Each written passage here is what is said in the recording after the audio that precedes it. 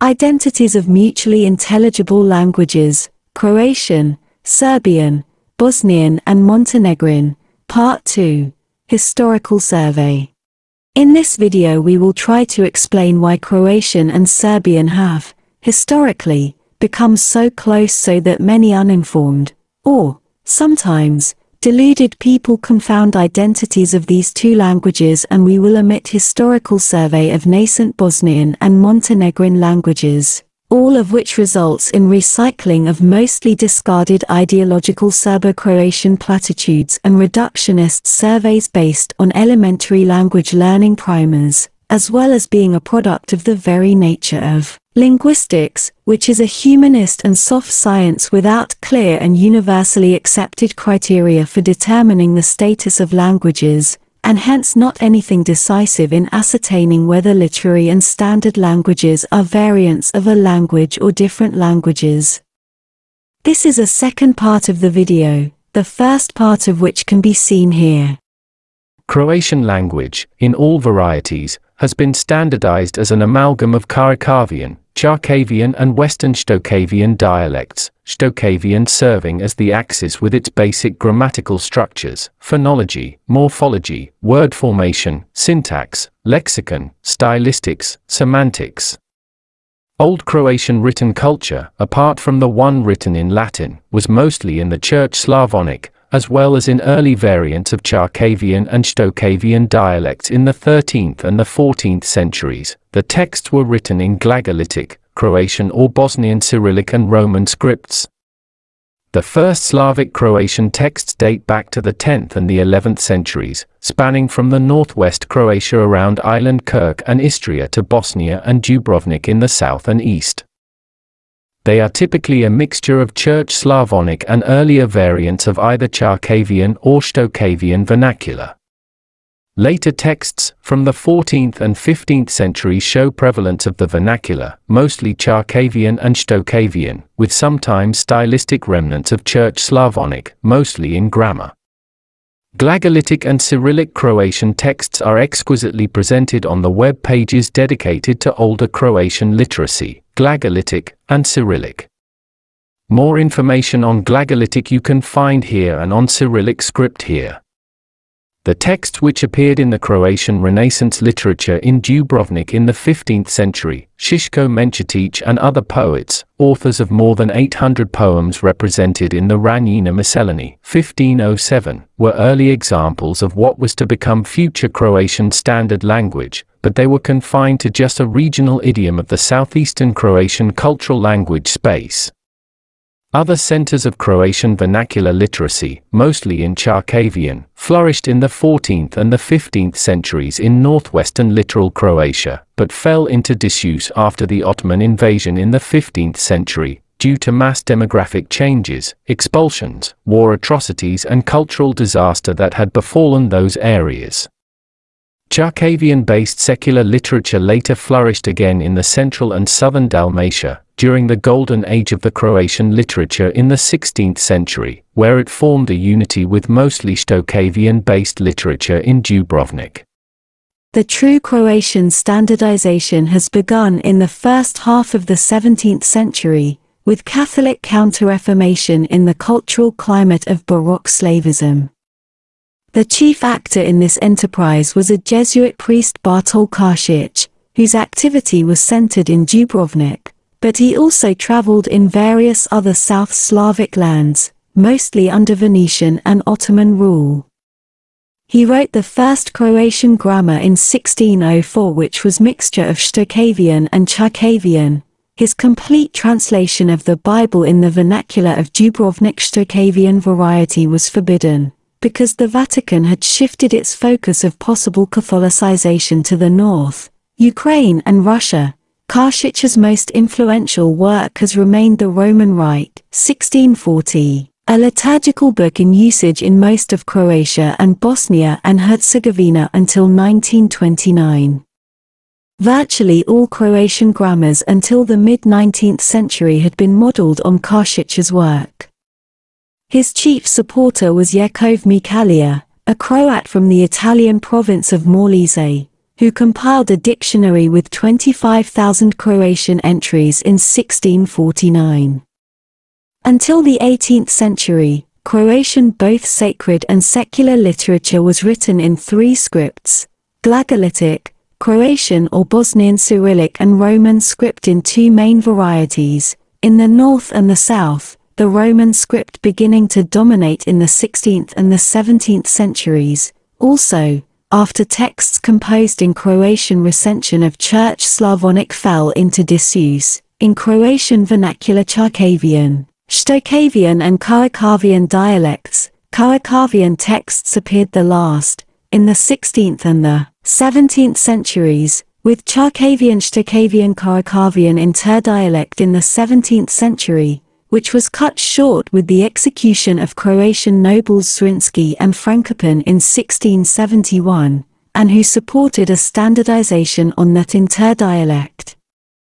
In secular literature, lyric poetry, dramas, epic, novels, pastoral plays, from the 15th century on, the Roman script clearly prevailed and remained the only one in usage.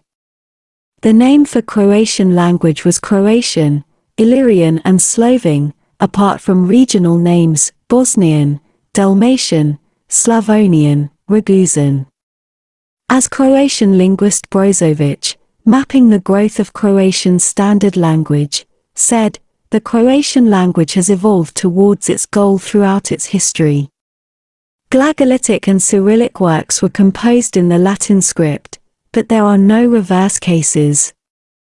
Karakavian and Čarkavian writers wrote in Stokhavian, but the reverse is unknown. The Stokhavians who were not Neo-Stokhavians accepted the Neo-Stokhavian basis, but not the converse.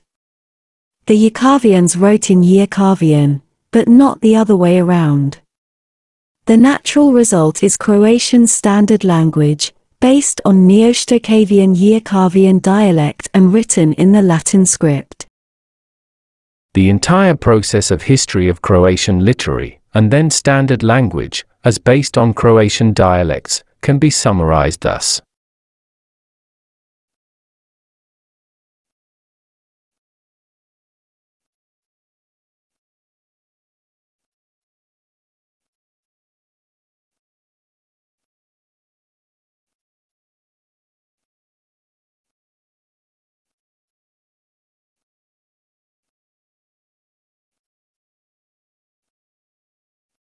Until migrations caused by the Ottoman invasion, Croatian and Serbian language spaces had been rather clearly divided, somewhere west of the Drina River, with Croats and Old Bosnians speaking Western Stokhavian, green, and Croats Karakavian, yellow, and Čarkavian, blue, and Serbs Eastern Stokhavian, red, and Proto-Torlak, brown, an idiom belonging to a sprachbund with Bulgarian dialects. Until the 17th to early 18th centuries, Serbian was mostly written in Serbian recension of Church Slavonic, Serbian vernacular appearing only in letters and in other forms of short, private communication. No book was printed in mostly Serbian vernacular. The impressive corpus of Serbian medieval literature, as composed from the 12th to the 17th centuries, was written in Church Slavonic with Stokhavian dialect features, and it belongs to the Byzantine cultural tradition, hagiographies, chronologies, poems, Byzantine law documents, and so on. After migrations of Serbs, Serbianized and Croatianized Vlachis, Balkan pre-Slavic shepherding populations, Stokhavian, both in Croatian and Serbian varieties, expanded in the 16th to the 18th centuries at the expense of Karakavian and Čarkavian, and further evolved and intermingled, with some parts remaining Old Stokhavian, and others Neo-Stokhavian, with any one of Stokhavian subdialects showing its eastern or western origin. Modern Stokhavian dialects. Old Stokhavian, Slavonian, mostly Yakavian, Croatian, Old Western Stokhavian Yakavian, Bosniak and Croat, Old Stokhavian Ikavian, Serbian, Old Eastern Stokhavian Yakavian, Montenegrin, Serb and Bosniak. Neo-Stokhavian, Stokhavian Yakavian, Croat and Bosniak, New Stokhavian Ikavian, Serb, New Stokhavian Yakavian, Serb, Montenegrin, Croat and Bosniak. At the end of the 17th and during the 18th centuries, many Serbs had migrated to the Habsburg lands to flee Ottoman oppression. Before that, in the 16th century, they moved westward within Ottoman Bosnia and to the Croatian military border. There, as different from the Turkish case, they were pressured to convert to Catholicism from Eastern Orthodoxy. They resisted by succeeding to attain a form of school system autonomy, different from Catholics, and by importing Russian and Ukrainian books as teaching material from the Russian Empire of Peter and Catherine. Since Russian Slavonic was too distant from most forms of the Serbian vernacular and almost incomprehensible to the majority of educated Serbs, Slavano-Serbian emerged in the last third of the 18th century as a Serbianized and vernacularized version of Russian Slavonic. So, during the 18th century, there were basically 4 Serbian language types. Old Serbian Slavonic, which had been vanishing from usage under pro-Russian pressure, and in which virtually all Serbian medieval literature had been written, Dušan's Code, Dementian, Stjepan Lazarević's writings. Serbian vernacular, essentially Eastern Stokhavian, confined to private correspondence. Russian Slavonic, a heavily Russianized Serbian. Slavonic, still the liturgical language of the Serbian Orthodox Church and barely comprehensible, Josip Lisac, Zaharia Orphalin. Slavano-Serbian, a more Serbianized form of Russian Slavonic, mostly understandable to educated classes, a sort of via media between the vernacular and the Russified church language. Many works of Dositej Obradović, Alexei Veselić, Milovan Vidaković, Lukian Mushitsky. Given enough time and more favorable cultural and political circumstances, Sloveno-Serbian could have been codified as the natural Serbian national language, retaining many Church Slavonic and, especially, Ukrainian and Russian intellectual terminology adapted to the Serbian phonetic and morphological structure, and thus remaining instantly recognizable as a culturally orthodox language. Of course, many Turkish loanwords would have been abandoned and replaced by Slavic ones. Just history had it otherwise. Austrian pressure for cultural Catholicization, and that would mean Croatianization in this case, did not subside easily. In 1792, a meeting was held with Serbian, Croatian and Austrian local authorities to impose in Serbian schools as the chief language source a dictionary written by Franciscan friar from Dubrovnik, Joachim Stulli. This dictionary, containing 80,000 Croatian entries, had been composed in Stokhavian Yerkavian of Dubrovnik variety, but it also contained many words from Charkavian, Karakavian and Stokhavian Yerkavian sources, also, marginally, some Serbian, and even Russian in the spirit of Slavic solidarity. It was written in Roman script, but the plans were made to translate it into Cyrillic. Serbian representatives refused it as the Croatian imposition of a foreign language, insisting that such a dictionary could be of use only for Croats and Dalmatians. They were explicit about it, quotation, Slavano-Serbs cultivated their church language and it developed more and more with them, so now suddenly a much different Croatian language is imposed on them. Therefore, that dictionary would not be convenient for our people either, let alone for other Slavic dialects in our country. The Croatian dialect is in comparison to Slavano-Serbian, such as Upper German compared to Swabian. If this work is to be printed at the expense of the state, then the Clerk Petrovich must say ex officio that such a work is convenient only for Croats and Dalmatians, because it can only benefit them, and the Slavic people who know only Cyrillic must stay with a vocabulary as that has been so. End of quotation. Austrian authorities abandoned that plan. Yet, Habsburg authorities hadn't given up. Since in the first half of the 19th century, Serbia had been, gradually, becoming an independent country, Austrian sphere of influence should, as Vienna Court had planned, extend to that area, too, including Bosnia and Herzegovina in a ramshackle Ottoman Empire, especially geostrategically important Morava Valley. That could be done through language, they thought, considering their plans for Catholicization failed. So they, from the beginning of the 19th century, had been trying to annihilate Russian cultural influence on Serbs by promoting among them a language type already 400 years present in Croatian literature, both sacred and secular, and also prevalent among ordinary, illiterate Serbian Jekavian speakers, a form of Neo-Stokhavian. It meant a basic grammar and vocabulary, without historical cultural layers exemplified in phraseology, higher syntax, intellectual or civilizational vocabulary, and specifically Western or Croatian type of phonology and morphology.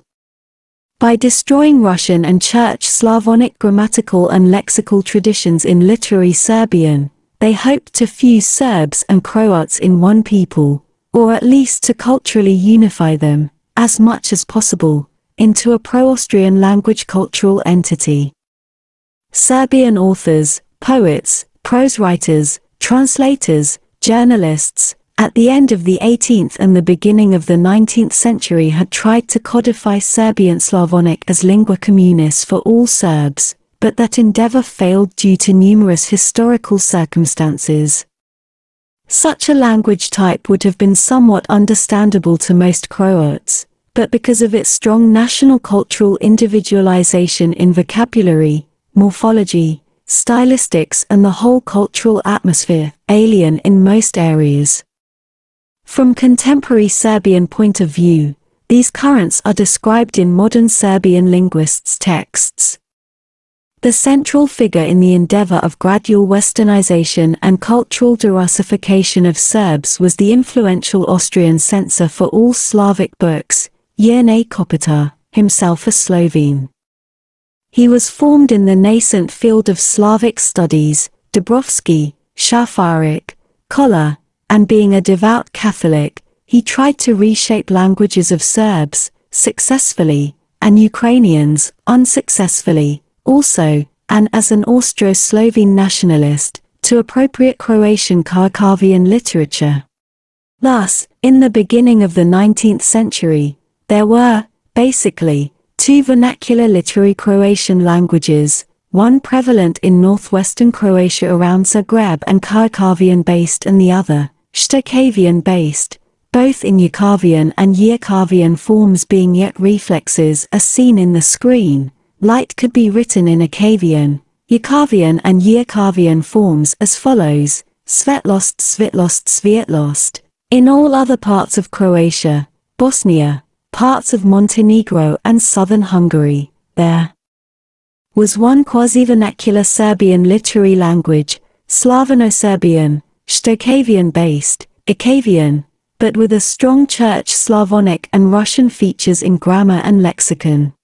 Kopitar had found a refugee from Serbia, Vuk Karadžić, and educated him on language matters, enticing him to write Serbian grammar, dictionary and to collect Serbian folk songs, folk tales, proverbs and so on. Karadžić's activity had two sources. First, as evidenced from Karadžić's explicit statements, Croatian language heritage, quotation, I have taken upon myself to make a dictionary which will answer all these needs. It will contain all the Serbian words which can be found in the dictionaries of Kurzbeck, which is Serbian in name only, Delabella, Belostanec, Jambašić, Stuli, and Haim. It will also contain a third of true Serbian words which are not found in any of these dictionaries. The poems were written down as I heard them from the mouths of Serbian men and women. I hope I shall be forgiven for writing some of them in the dialect of Herzegovina and others in that of Srem.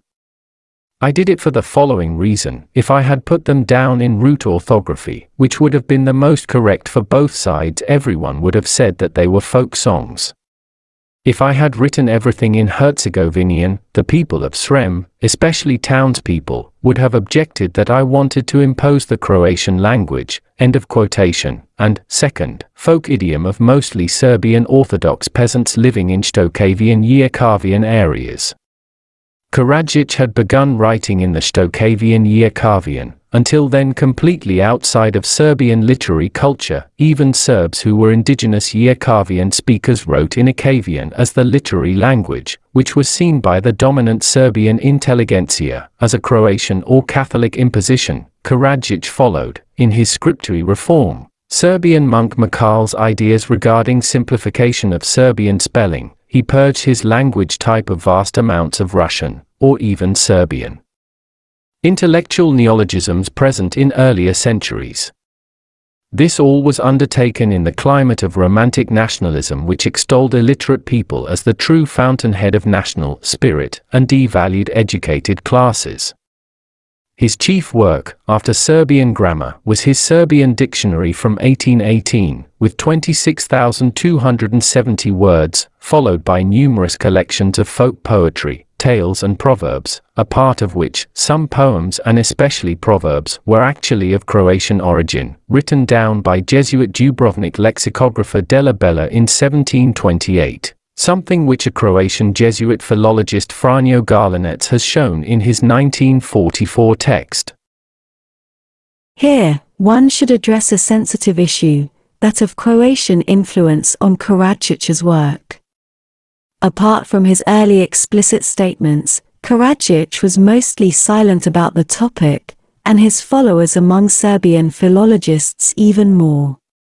According to them, Krstić's work was basically that of an autodidact who learned the essentials of contemporary philology from Kopitar and in the next few decades had been wandering among Stokhavian Orthodox peasants, mostly Jekavian, writing down their poems, proverbs and folk tales. This story is a myth. Krstić's activity as a language reformer lasted half a century, from 1814, when he wrote the first Serbian grammar, until 1864, his death. The crucial work is his Serbian dictionary, 1818, followed by numerous collections of poems and proverbs. The mature form of that language type can be seen in his translation of New Testament in 1847. His principal work, the 1818 dictionary, was a joint enterprise with Kopitar. They devised a functional and simple new Serbian script, following the work of the monk Mikal. Also, they introduced into Serbian a mostly phonemic orthography until then, virtually absent in Serbian literature and dominant in Croatian literary heritage until the 19th century. Also, they introduced not few words from earlier Croatian dictionaries, from Vrancić's in 1595 to Stulis, published from 1801 to 1810, but conceptually defined and written decades earlier. Those who advanced the thesis that Krstić had simply transcribed older Croatian dictionaries point out that many Serbian words one can find in his dictionary are not to be found in other Serbian sources, including Slavano-Serbian literature and journals. Also, that virtually all his orthographic principles are present only in Croatian Cherkavian and Stokhavian literary sources he had access to via Kopitar. His sentences' rhythm or syntax are also to be found in Croatian sources. Krstić himself did not hide this. Quotation, Serbs with writing in the vernacular had not started before the second half of the 18th century, while the brothers of the Roman Reich, especially the people of Dubrovnik and Dalmatia, had been writing in the 16th century intensely in the extreme, and that it is difficult to find among other Slavic peoples a writer who could compare with them. End of quotation. On the other hand, he had not used, in his first dictionary, ordinary phonemes like H and F, present in all Croatian dictionaries. Thus, he couldn't write such ordinary words which are in English to will, courageous or fine. Also, he overburdened his dictionary with numerous Turkish or Oriental Islamic loanwords, which constitute perhaps 10% of all words, another feature absent in Croatian writing and lexicography. And, most importantly, he prescribed a very significant grammatical feature, so-called secondary palatalization before short reflexes of yat, and which is characteristic of Serbian and Montenegrin rural speeches, but is absent from Croatian Neo-Grammarian speeches and literature in particular. So, although he did use some words from Croatian sources, especially dictionaries, his language type until the early 1840s remained modeled on mostly rural Eastern Serbian and Montenegrin speech. Later, he modified his model by introducing H and by abandoning secondary palatalization, under the influence of Dubrovnik speech and other Croatian literary sources, thus making his language type acceptable for Croats, too, because they had been using such a language type for centuries, although in a richer and more nuanced forms, from phraseology to syntax and stylistics. Krstić's strong reliance on Croatian heritage can be seen even more in other fields. As pointed out earlier, he issued Croatian proverbs, which Jesuit Della Bella had recorded in his 1728 dictionary, just under Serbian name only, the Ballad Hasanaganica, situated within Islamic cultural milieu, but composed in Croatian Catholic Dalmatian area and absent from Serbian sources, has been popularized especially by German philological and literary circles, including Goethe, under Serbian name. Although it has nothing to do with Serbian, and, ironically, not even Slavic Muslim heritage. German Slavicist Volker Bockholt and Croatian linguist Mario Grčević have shown that Krstić's claim that he himself had coined 181 neologisms for his translation of New Testament in 1847 is easily refutable. Over 90% of these supposedly Krstić's neologisms can be found in Ragusan's Stulus dictionary, named Word Formation, and published from 1801 to 1810.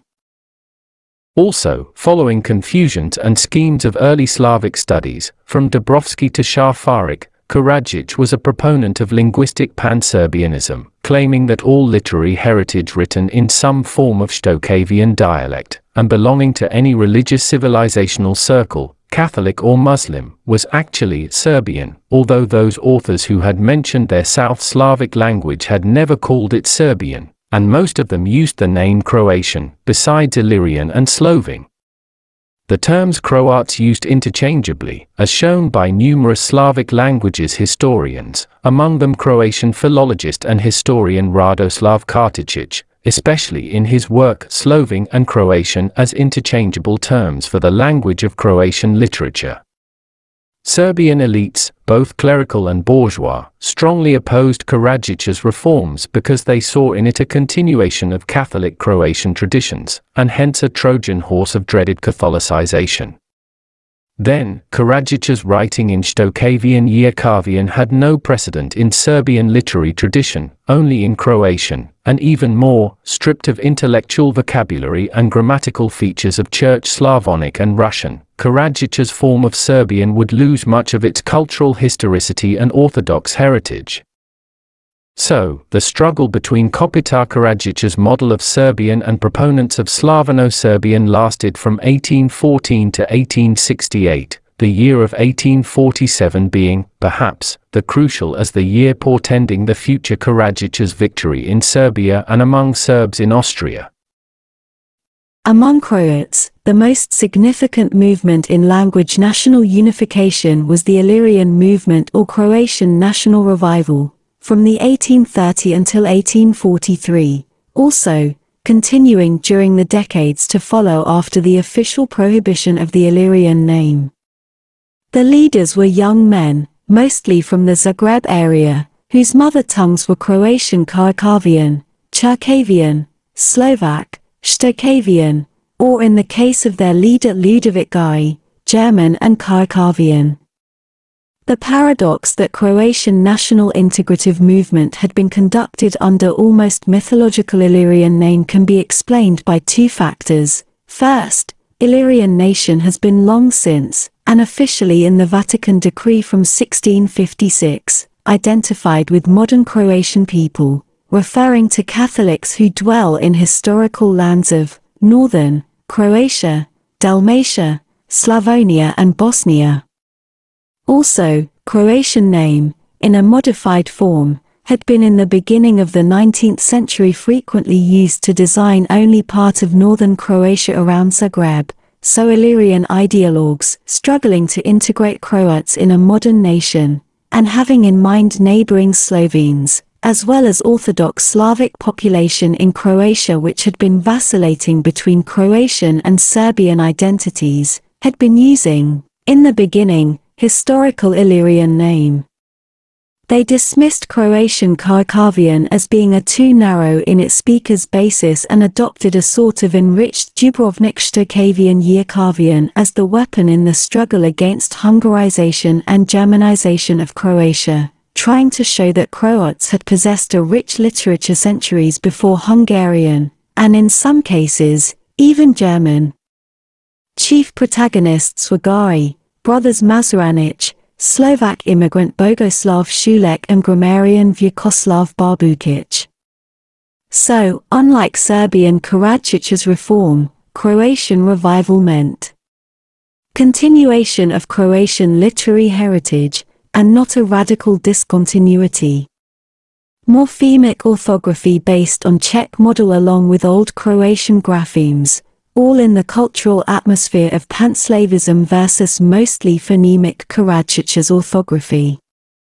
Reprinting of Old Croatian books from the 1500s on, using the new spelling system and thus affirming the historicity of their language type.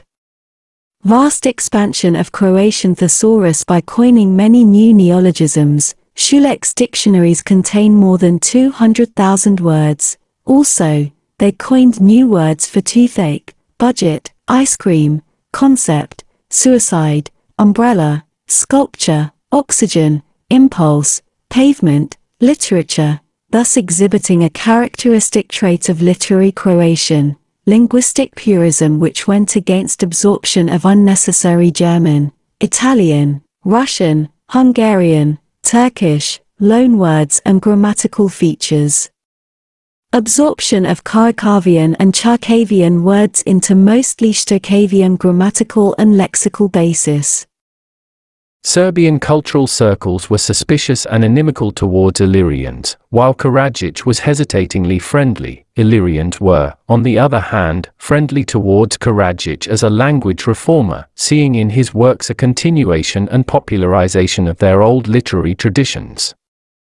With him, Serbian literature has finally become fully Illyrian. On the other hand, they completely dismissed his pan-Serbian ideology. Much discussed so-called Vienna Agreement from 1850 was a document arranged by Vienna court police authorities to somehow unify Croatian and Serbian languages into one language, as the dictionaries for Slavic legal terminology had been prepared. 1 Slovene, 2 Serbs and 5 Croats signed that agreement. Gari was not among them, emphasizing that one people has to have one literature without naming either people, language or literature. This paper, celebrated ca 70 to 100 years after its appearance, has not influenced any language. 3 years after that, in 1853, a trilingual terminological legal dictionary had appeared, separately for Slovene, Croatian and Serbian. 2 literature, Croatian and Serbian, have been developing after the 1840s with their own characteristics in imaginative literature, sciences, journalism, parliamentary proceedings, historiography, literary criticism, philology, cultural and scientific terminology, collections of folk literature, ethnographic works, political polemics, military and legal terminology, translation of the classics. An interesting phenomenon should be mentioned: Serbian translation of Croatian books into Serbian, even after Karadzić's reform. Thus, Serbian author Stjepan Babić had in 1793 translated Croatian writer Relković's epic satire into simple Serbian. Babić had translated this work by importing numerous Church Slavic words, using a Kavian yet reflex and changing numerous lexical and syntactical features. Gavrilo Kovačević had in 1818 translated a shortened version of Kačić Miašić's A Pleasant Discourse of the Slovene People into a book described as being modified according to Serbian language custom and form.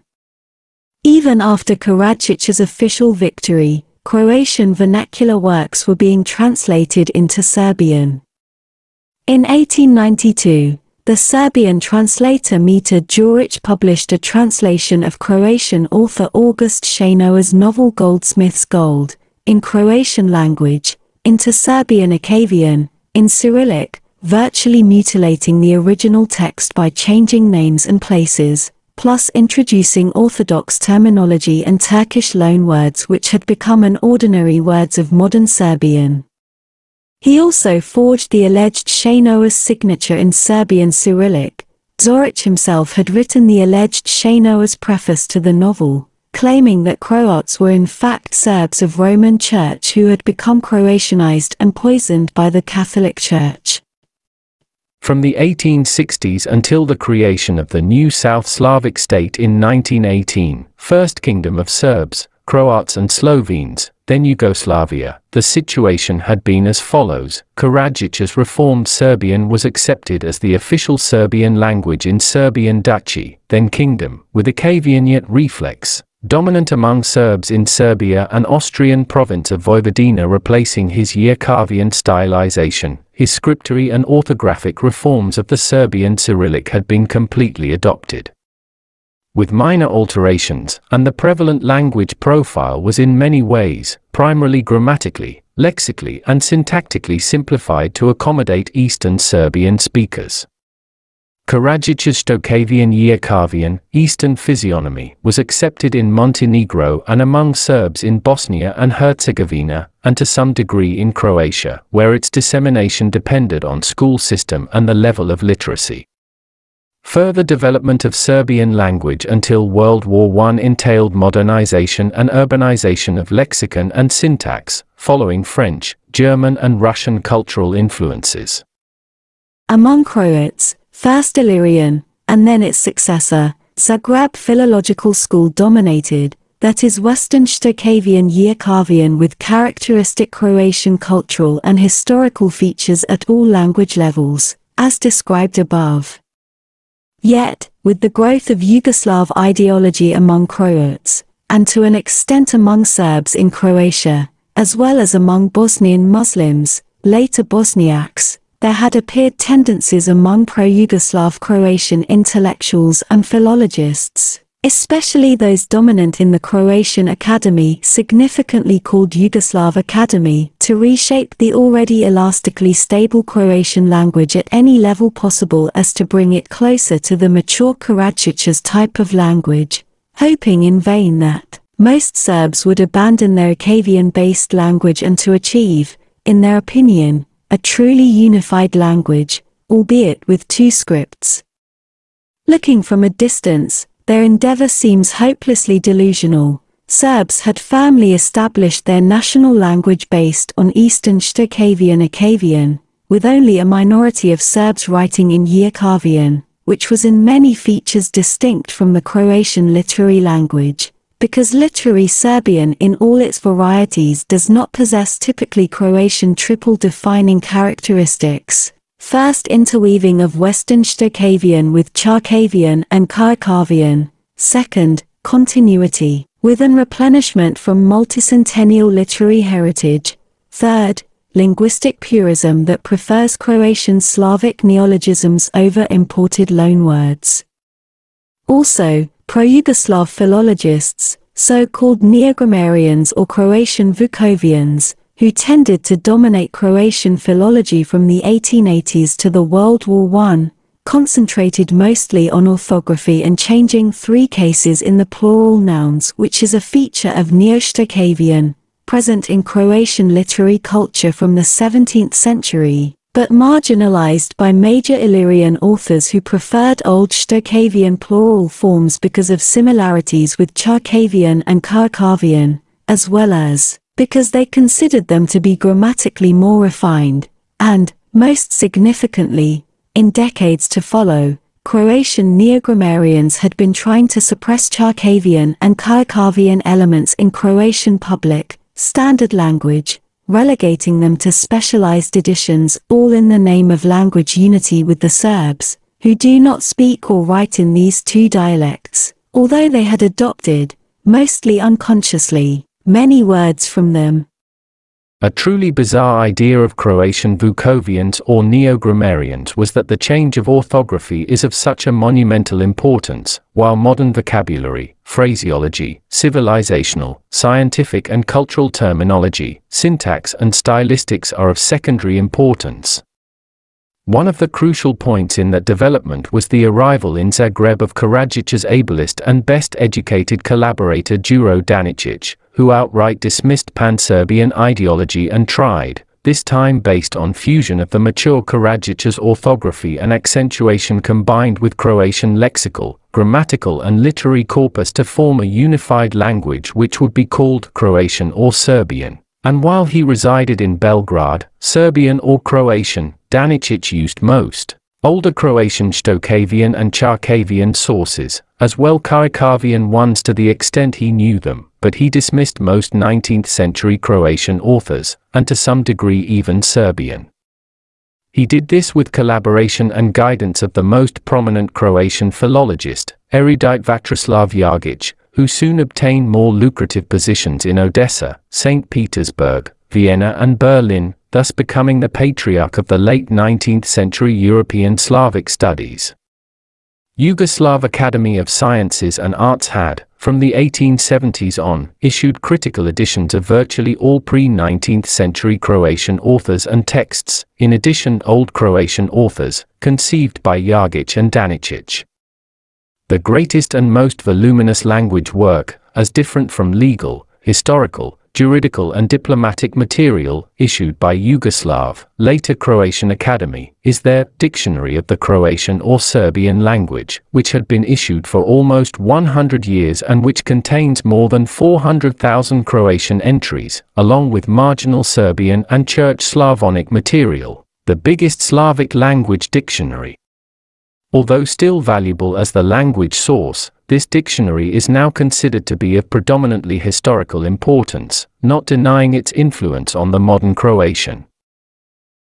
The last successful attempt in creation of a more unified languages was the work of Croatian Neo-Grammarians or Croatian Vukovians, associated with the Yugoslav Academy. In the last 2 decades of the 19th century, Budmani, Broz, Maratić, Pavić, Jovečević, who only permanently changed Croatian orthography from mostly morphemic to mostly phonemic, and that was in accordance with mostly phonemic Croatian writing in pre-Gari centuries-long periods, which Maratić has shown in his Study of Croatian Writing in Latin Script from 1495 to 1835, covering all 3 Croatian dialects and 95 authors, from Zagreb to Bosnia and the Bay of Kotor in Montenegro and from Istria to Slavonia and Bačka in Vojvodina, southern Hungary.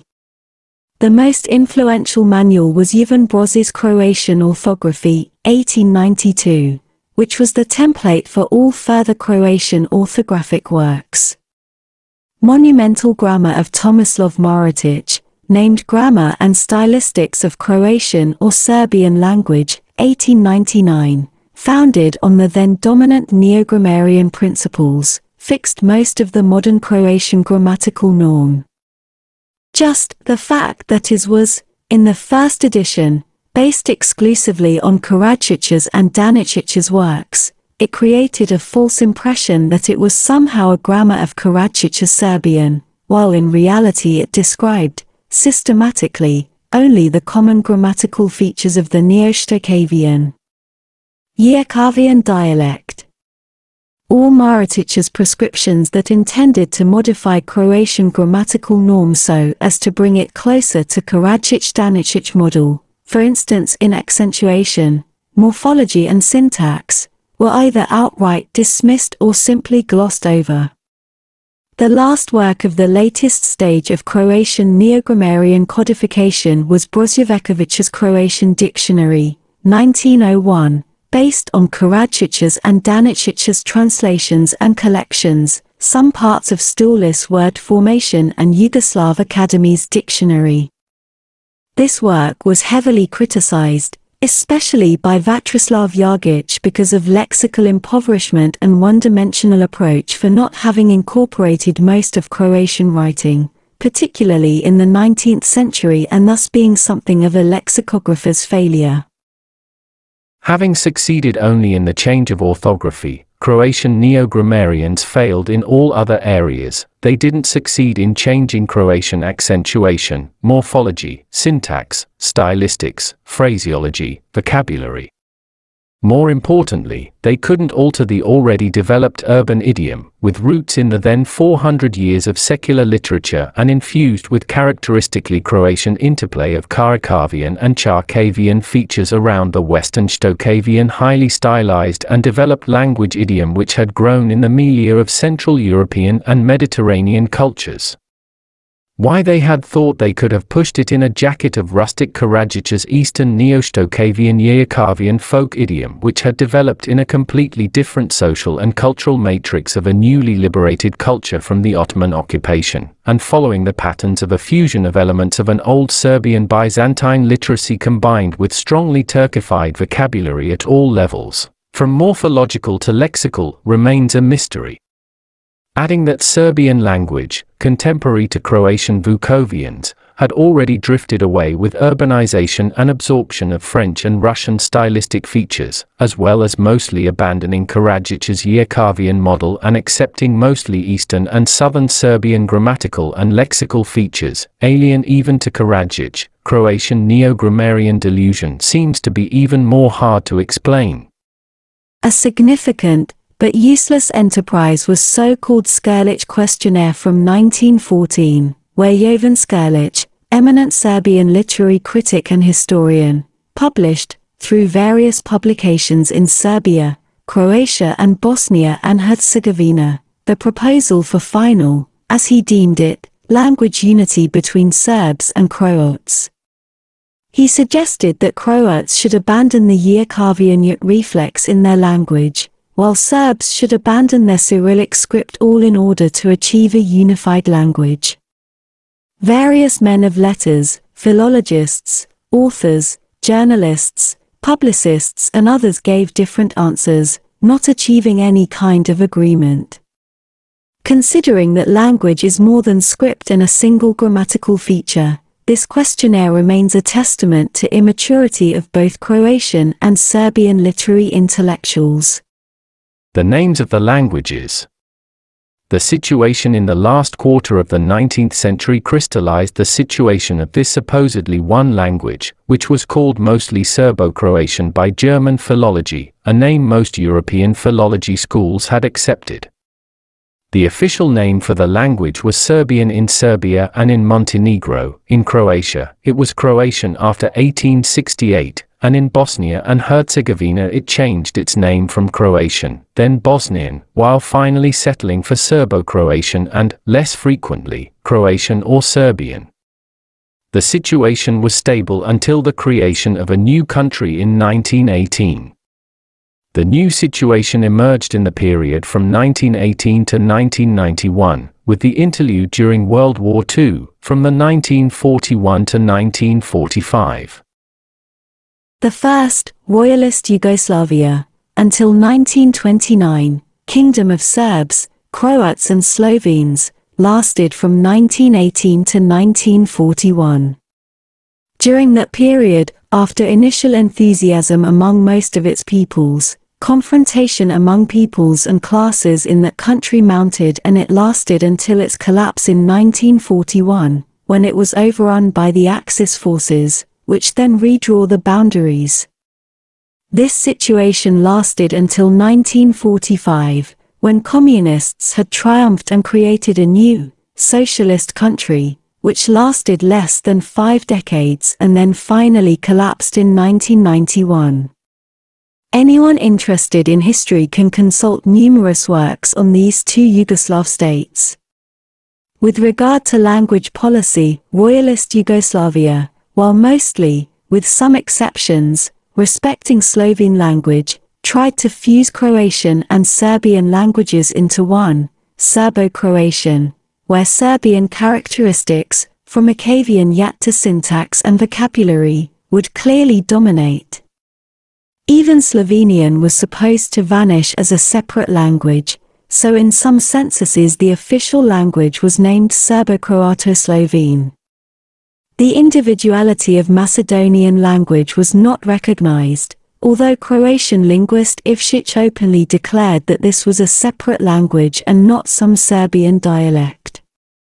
After initial confusion which lasted for 1 to 2 decades, Croats had become fed up with Serbian and Yugoslav, essentially diluted Serbian impositions and clearly formulated their position on language issues, especially in a book authored by 2 Croatian linguists, aptly named, The Differences Between the Croatian and the Serbian Literary Languages, literary standing for now prevalent term standard.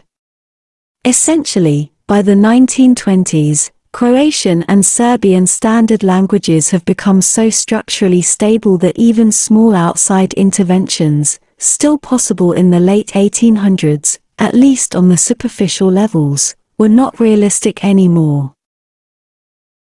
During the 1941 to 1945 period, authorities of the Axis-dependent independent state of Croatia, essentially containing Croatia and Bosnia and Herzegovina, tried to, against the will of most Croatian people and literary community, reimpose older Croatian orthography from the 1870s and to expand the area of neologisms. Although official from 1943 to 1945, older, so-called root orthography did not succeed in fully replacing the Broz orthographic manual from 1892, so a few valuable works in literature, history, philology, political literature, cultural history, were published in either phonemic or morphemic, root orthography. Other than that, no further language developments had occurred, except revitalization of Croatian legal and military terminology.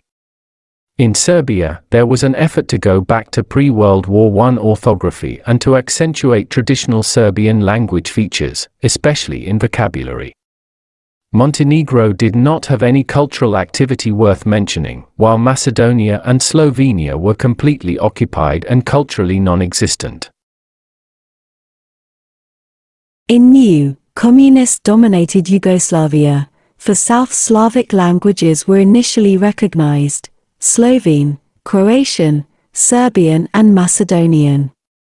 But this state did not last long. In 1954 was, after a superficial discussion, imposed the so-called the Novi Sad Agreement, which stated that Croatian and Serbian are one language which should be named Serbo-Croatian and, as a formal concession to Croats, Croato-Serbian. This agreement was signed by many Serbian, Bosnian Muslim, Croatian and Montenegrin intellectuals and writers. Although, technically, the initiative for this political and cultural upheaval came from Serbian institutions, it is evident that the source was the highest Yugoslav political leadership, which tried to create some kind of official language for the entire country, at least in many areas, spanning from administration to the military. The atmosphere among Croats had been that of defeat and animosity. With very few exceptions, Serbs were satisfied, while Muslims and Montenegrins had not possessed a crystallized opinion on the issue. In practice, this agreement resulted in expansion of Serbian lexical, orthographic and grammatical features at the expense of the Croatian, while simultaneously Croatian Latin script had been gaining ground in Serbia, due to Yugoslav cultural orientation to the West. Croatian dissatisfaction culminated in 1967, with the Declaration on the Name and Status of the Croatian Literary Language, which stated that Croatian and Serbian are two different literary or standard languages, and not variants of one language. The declaration was signed by virtually all Croatian cultural institutions and intellectuals. It was widely condemned by Yugoslav authorities, but it essentially rang the death knell to the Serbo-Croatian language ideology, and its theses were implemented in the 1974 Constitution of Socialist Republic of Croatia. With the disintegration and collapse of Yugoslavia in 1990 to 1991, Croats had finally gotten rid of Serbo-Croatism as an ideology and continued to cultivate their own language traditions. One sign is the reprint of older Croatian dictionaries and grammars. From 1945 to 1990, less than 10 of them had been reprinted, a half of them authored by Vukovians like Tomislav Maratić. On the other hand, in next 3 decades, the number of published reprints of Croatian dictionaries and grammars, beginning in the 16th century, grew to over 40. The Serbian language community also got rid of the Serbo-Croatian name and went back to Serbian, but with incessant efforts to culturally appropriate parts of Croatian language heritage, especially in imaginative literature, while mostly ignoring their older language corpus before the 18th to 19th centuries. Thus, regional Croatian literature from Dalmatia, Dubrovnik and Slavonia, from the 1500s to the early 1800s is taught at Serbian high schools and universities either as Serbian literature, or as some unspecified Renaissance, Baroque and Classicist literature. Although Cyrillic is the official script in Serbia, Croatian Gari alphabet is prevalent in everyday usage.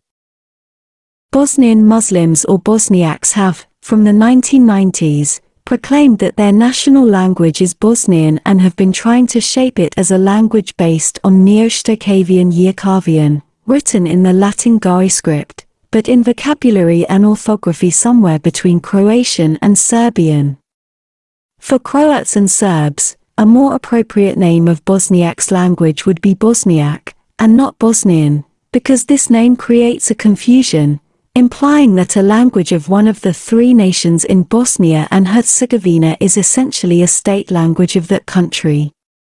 Also, there is a tendency to reintroduce a few Oriental Islamic loanwords, mostly forgotten after the 19th century. In contemporary Bosnia and Herzegovina, which is an international protectorate, 3 official languages are recognized: Bosnian, Croatian and Serbian. Croatian is the most fully different in all areas, from grammar to vocabulary, while Serbian, in its Yerkavian variant, is distinguishable by the predominantly Cyrillic Serbian script.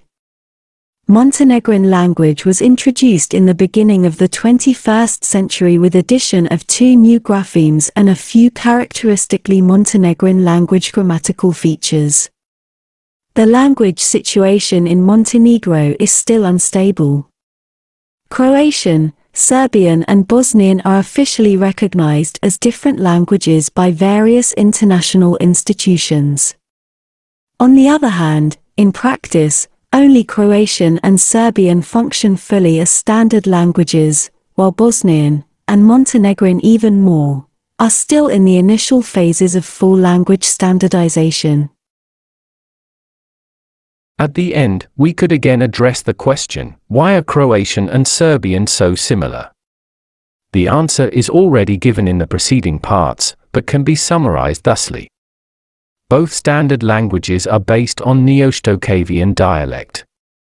Serbian language has, with Vuk Karadžić, generally abandoned its historical and cultural physiognomy and has become, in some aspects, Croatianized, following in a few areas by then 300 years old Croatian vernacular literacy. But it didn't become just a variety of Croatian simply due to its reliance on specifically Serbian vernacular basis, as well as in efforts in archaization of higher language forms and openness to Russian and Turkish language influences, combined with typical Balkan grammatical forms it shares with Greek and Bulgarian, for instance, marginalization of the infinitive. Croatian language has retained its continuity and individuality as the Western Stokhavian-based language, constantly interweaving with its Charkavian and Karakavian dialects, which had been, during Croatian history, fully fledged literary languages that gave precedence to Stokhavian as the national standard language, but never ceased to enrich and modify it. This process has its roots in the 16th century, but began in earnest at the beginning of the 17th century, during the period of Baroque Slavism. Other Neo-Stokhavian-based languages also do not possess centuries-old written culture in the vernacular which could serve as the source of further enrichment and stylistic individualization, nor do they share a typical Croatian trait, which is, by the way, even more pronounced in Slovene, Hungarian and Czech, linguistic purism expressed in the word coinage or neologisms. In the case of Bosnian, it is instructive to study religious manuals from the 1850s, now transcribed from the Arabic script to the contemporary Croatian Garis alphabet. These manuals are now virtually incomprehensible because most of their vocabulary, not just religious, but also everyday speech, consists of Arabic, Persian and Turkish loan words, for instance, terms for a believer, human being, animal, heaven, physician, house, which cannot be understood by contemporary ordinary Bosnian language speaker, let alone Serbian and Croatian. This shows how a language profile depends on historical and cultural circumstances, because Bosnian Muslim elites have emigrated in mass to the Ottoman Empire following the Austrian occupation in 1878. One should not overlook the fundamental fact that from the mid-19th century those languages have been artificially brought together and through the Yugoslav ideology, having school system and state apparatus at the disposal, the goal of imagined and imposed closeness or even complete fusion into one standard language had been implemented, especially in the two Yugoslav states, first from 1918 to 1941, the second from 1945 to 1991. These efforts, whichever their motivation, ultimately failed due to ineradicable individuality of Croatian and Serbian, but left a legacy of higher mutual intelligibility than would have been expected otherwise.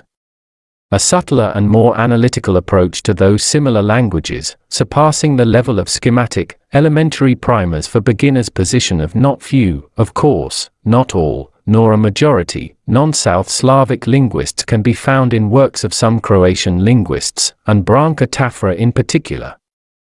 For her, Serbian, Bosnian and Montenegrin are for Croatian language speakers not foreign languages, like, say, Japanese, French or Swedish. They are alien languages, understandable to a high degree, but due to Croatian language strong individuality rooted in history and interweaving with other Croatian dialectal literary languages, alien.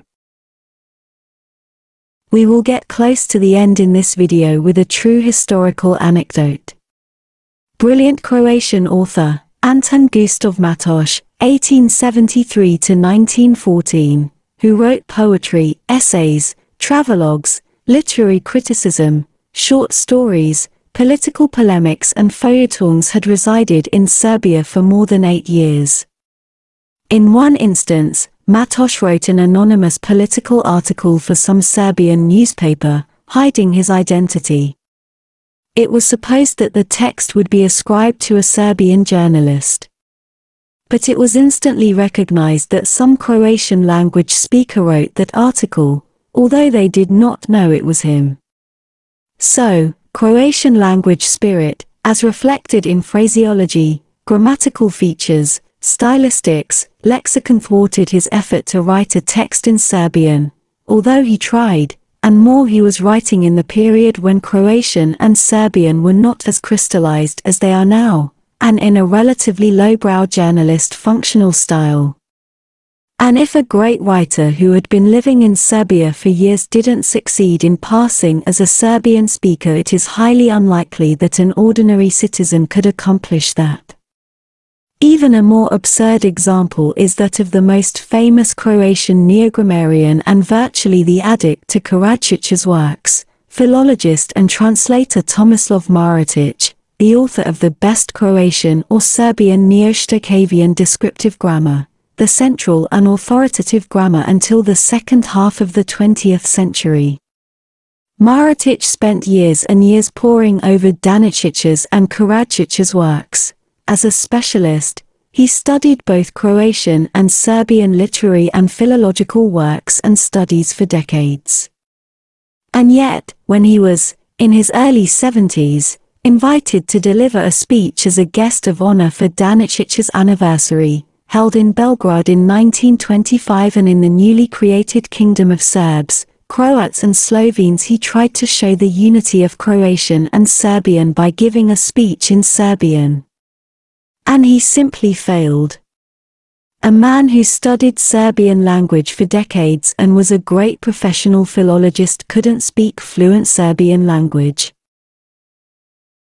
True, there are conspicuous exceptions to the rule that flawless active knowledge of either Croatian or Serbian cannot be obtained not just easily, but without much effort for other South Slavic languages speakers.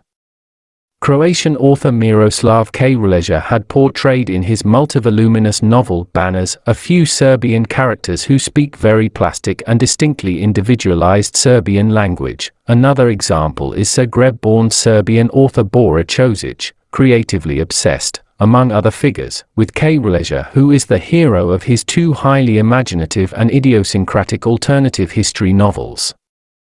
Here, as elsewhere, Ćosić shows indubitable mastery of the Croatian language and sovereign playfulness with it. But these authors are lords of languages. Their supreme accomplishments in both these close languages show they are language wizards to whom ordinary rules do not apply.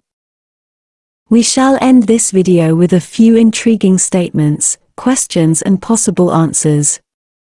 First, the role of linguistics is, by all accounts, overrated with regard to language identity and its classification. The number of living languages wildly varies, from over 6,000 to over 8,000, and in some linguistic atlases over 10,000. There is a bewildering variety of misconceptions, confusing definitions, inappropriate qualifications and much else, simply due to the fact that linguistics is not an exact science, although some of its branches are rather exact, in comparison with historiography or psychology, let alone literary theory, and that being a language status has not much to do with its status among various types of linguists. Human languages evolved in communities of speakers, and it is these communities, not any group of linguists, which are decisive in whether one form of structured communication codes would be considered a separate language, or a variety of one language. Typical cases are Hindi and Urdu. Significantly enough, Urdu and Hindi are classified as separate standard languages, and in their description, linguists frequently write extensively about their history as literary languages, going back to hundreds of years, with the primacy belonging to Urdu. And yet, when it comes to Croatian and Serbian, except in a few examples like Rehare's book on Slavic languages, all of a sudden, linguists seem to suddenly develop signs of amnesia. They seem to think that Croatian and Serbian somehow emerged in the mid to second half of the 19th century, as if nothing had been written in Serbian, and especially Croatian, centuries ago. This blindness to elementary logic is astounding. Perhaps it is the best verdict on mental, moral, intellectual and scientific status of Serbo-Croatian language ideology. Chinese languages or dialects are another topic. Western linguists insist that, according to their criteria, these are separate Chinese languages. The Chinese, on the other hand, won't have none of it and dismiss this all, saying that these are just dialects or varieties of one Chinese language, and that strength of 4,000-years-old Chinese culture and the will of 1.5 billion Chinese people matter more than some linguistic constructs, stemming from a specifically European circumstances and not applicable to the Chinese historical, cultural milieu. The Chinese don't question mathematics or physics, but they do linguistics or historiography. Be as it may, the self-consciousness and the determination of a language community leaves many professional linguists puzzled or confused, relegating non-negligible parts of their scientific endeavor to debatable gray areas of dubious scientific integrity or status. Various historical examples are mixed. Croatian and Serbian are close to Hindi and Urdu examples, as well as to the Malaysians and Indonesian case. Arabic is, on the other hand, Daksprach, covering many Arabic languages and dialects. What is the ultimate judge in such matters is not some percentage of grammatical features, nor intelligibility. What is decisive is whether one language community knows it speaks their own national language, and not a variety of some different, supranational and historically individualized language codified elsewhere. Either your own national language rooted in history, culture and identity, or a variety of a language either acquired from others, Hiberno-English, or a slightly modified regional form of common language standard which came into existence through colonial and demographic expansion, American English. In the case of Croatian language, many non-South Slavic, as well as Slavic linguists, remain divided. Those of traditional orientation, whom German Slavicist Leopold Auburger had called followers of Serbo-Croatian language ideology, still insist that Croatian and Serbian form one standard language, the reason for that contention, according to Auburger, being they had been taught so for decades. At some levels, they could be right, but their position stems from confusing languages as a system of dialects and languages as modern standard languages. Their main argument, it seems, boils down to three components. Standard languages are mutually intelligible at ordinary levels. They have virtually the same core grammar. From phonology to syntax, they have been traditionally called Serbo-Croatian by the international linguistic community for decades. But, on closer inspection, these arguments are rather weak. First, as we have demonstrated, mutual intelligibility is something that varies over time, even within an individual.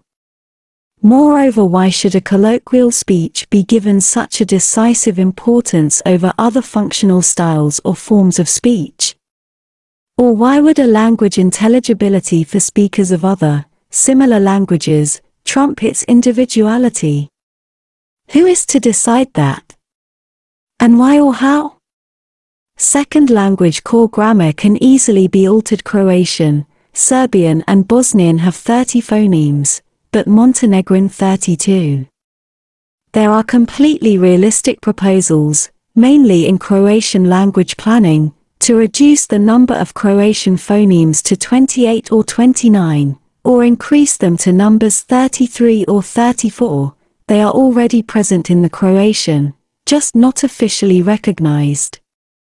With regards to morphosyntactic structures, there are also initiatives, which would aim at reviving older, basically Croatian language characteristics from the 18th and 19th centuries, for instance the different types of cases in the plural nouns, wider application of participles, aorist or imperfect, and syntactic structures prevalent or at least present in the significant part in Croatian writing from the 16th to the early 19th centuries, but which have, due to the policy of unification of Croatian and Serbian, can now be found only in 2 to 3 centuries old Croatian literature, but have virtually vanished from the everyday speech and only language virtuosi translators use them in translations of classics, from Aristotle to Rabelais, or from Tasso to the Buddhist Tripitaka. The third argument is the weakest. A habit or inertia of any scientific community cannot be taken into account seriously when discussing such matters. Critics of such an approach in description of a supposedly Serbo-Croatian language pose questions as follows: what to do with almost 1,000 years old literary culture of these languages? Is Baška tablet, that jewel of Croatian literacy, 11th or 12th century, also a part of Serbian heritage, or some Serbo-Croatian? Do the Glagolitic Missal of Duke Novak, 1368, and Hervoy's Missal, 1404, belong to Serbian literacy, too, and is the same with the Saint Sava Namonkanen, 1219 and Dušan's Code, 1349, with regards to Croatian literary heritage? These texts were written in Church Slavonic with elements of either Croatian or Serbian vernacular and belong to the Croatian and Serbian recension of Church Slavonic. So far, no one has suggested that some Serbo-Croatian recension ever existed. So, what to do with them? Should they be relegated to oblivion because so-called Serbo-Croatian appeared only in the second half of the 19th century, while these texts have nothing Serbo-Croatian in them? They are either or. The same goes for vernacular literacy and literature. Does Czarkavian-based Renaissance literary output from Dalmatia, Maralic, Zoranic, Lucic belong to Serbo-Croatian? If yes, then Serbian part of that syntagm should be completely dismissed, because Serbs don't consider it to be a part of their heritage. But then, what remains of Serbo-Croatian? In the case of Dubrovnik Renaissance literature, written in the mixture of Stokhavian and Charkavian, and exclusively in Roman script, does it belong to Serbo-Croatian? If yes, what is characteristically Serbian in it? Because Serbian literature is, in the 16th century, well defined by its participation in the Byzantine cultural circle and written in Church Slavonic interspersed with Serbian vernacular dialectal characteristics, what is, if that literature is to be considered Serbo-Croatian, what is Croatian in its content, both linguistic and cultural? And later, is Krstić's translation of the Bible, 1622 to 1633, a monument of the Serbo-Croatian language? If so, why do Serbs not only marginalize it, but would have nothing to do with it? Does this translation, because of its supposedly Serbo-Croatian nature, also belong to Serbian language heritage?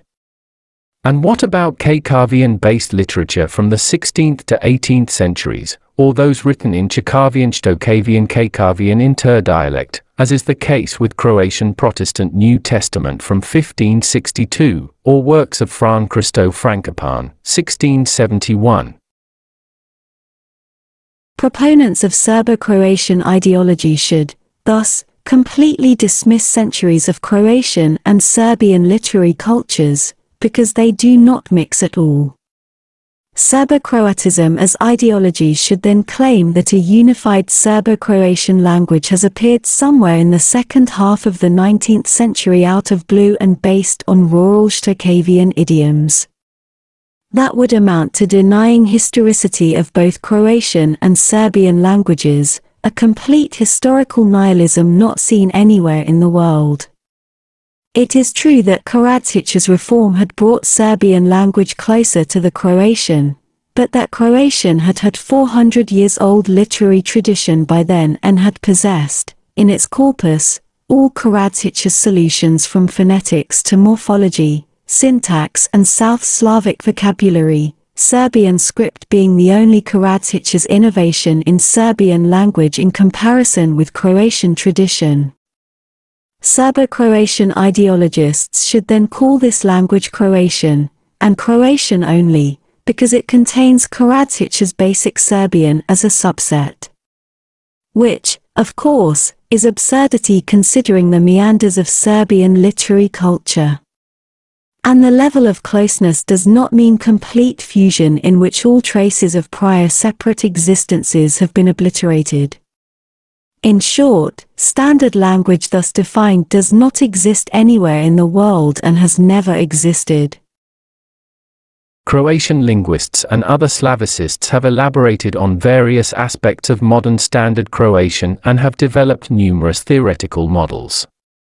We shall address only those works that deal with Croatian-Serbian classification confusion and omit those who ignore Serbian language history, dealing with it marginally only in those areas where this language, due to Croatian Neo-Grammarian delusions and imposition during both Yugoslav states, had interfered with Croatian standard language's natural development, natural meaning following its own, and not other languages' linguistic and cultural traits and traditions. Dalibor Brozović's work Sociolinguistics versus Genetic and Typological Linguistics, 1996, although not addressing Serbian language, critically analyzes some delusions of Croatian Neo-Grammarians. According to him, only sociolinguistics is relevant in dealing with standard languages, and only. From the summary, quotation, genetic linguistics deals with family relations between idioms, i.e., between languages and dialects, while typological linguistics deals with inner structural relations within a particular idiom and compares them with each other. The facts in each of these linguistics do not have value of arguments in another, not to mention sociolinguistics, which deals with the nature of particular idioms in connection with their respective speech communities. Of course, sociolinguistic facts are of no value for other two kinds of linguistics. All these relations are exemplified by the role of sound yet in Croatian and other, South, Slavonic languages. End of quotation. German Slavicist Leopold Auburger's approach is a bit different. He explicitly addresses Serbo-Croatian language ideology, including not only naked standard language facts, but also political, historical and ideological motivation that resulted in selection of particular morphosyntactic and lexical features, while consciously dismissing inconvenient ones, all in the name of Serbo-Croatian ideology, a potential fusion of Croatian and Serbian. From the recension, quotation, Auburger introduces historiography, philosophy, theology, sociology, anthropology, culturology, ethnology, and psychology into his linguistic synthesis through a discourse imbued with the author's personal pursuit of scientific truth. His philological competence broadly extends to the history and theory of literature, which is especially evident in comparative Slavic considerations and conclusions. Operating with more or less known facts, a multitude of data and a wide range of other and different opinions, Auburger unhesitatingly unmasked the ideological, dogmatic basis of Serbo-Croatianism, demystifies it as a linguistically respectable phenomenon and sheds a whole new light on developmental paths in Croatian history language. The meticulousness with which he contextualizes key historical moments and phenomena leaves no blurred places for questions about the motives and goals of Serbo-Croatianism and Serbo-Croatistics. It precisely defines the problem and sets it on clearly established theoretical foundations. He connects all the emic elements of the mosaic with great erudition, which reveals the essence of the permanently tense relationship between the Croatian language and Serbo-Croatianism. End of quotation. Following this type of approach, although a professional linguist and Slavicist, Auburger has exposed poverty of linguistic reductionism that has dominated, and in some parts still dominates, the field of South Slavic languages studies. In these cases, older generation Slavicists' position is similar to embarrassment Plato had suffered in a situation described by Diogenes Laertius. Namely, when Plato gave the definition of man as featherless bipeds, Cynic philosopher Diogenes plucked a chicken and brought it into Plato's academy, saying, "Behold, I've brought you a man."